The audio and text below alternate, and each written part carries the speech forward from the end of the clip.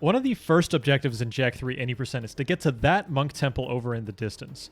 And the way we do that in the current Any% route, it's kind of been this way for a bit now, is we get through this sort of half-loaded desert. You can watch a run and you'll see how we sort of half-load the desert in a weird out-of-bounds way. And then we traverse this half-loaded desert in order to end up in this spot. You can see there's kind of no rocks, no trees, no enemies. It's kind of just pretty barren. That's how you know that it is in this state. There's this guy, which is kind of cool. But the reason we do that is to spawn this sort of like crack in the ocean here. Just this little opening that we can walk through. The reason that's important is because in order to get to the temple, we need to swim. But we cannot swim on the surface of the water. Otherwise, the squid will grab and kill us. So we need to get to the bottom part of this like that. We need to get below the water surface, and then we can start swimming towards the temple. Now, I made a discovery just now, which is it's going to be very useful to know.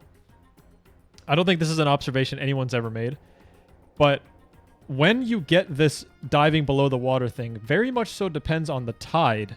You can see that the water current is going up and down, and that actually has a lot to do with this trick. So when the water is all the way down here at the bottom and I'm just holding down right now, I'm going to fail it.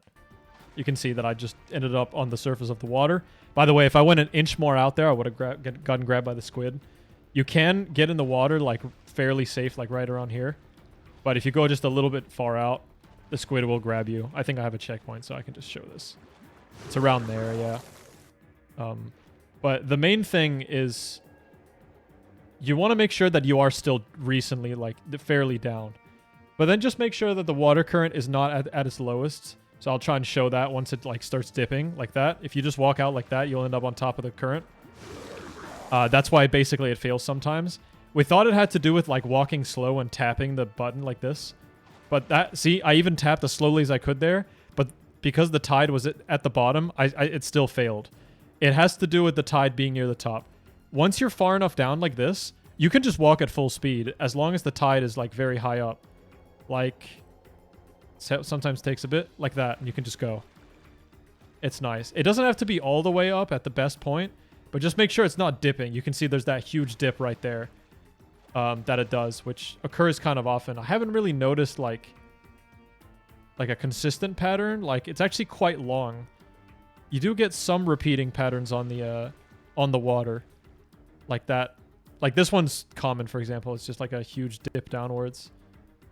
But, I mean, again, just make sure that you're kind of beneath the water. Like, just walk beneath like that and then wait until it goes up and then start holding forward.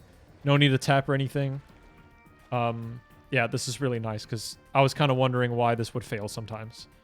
So, sick.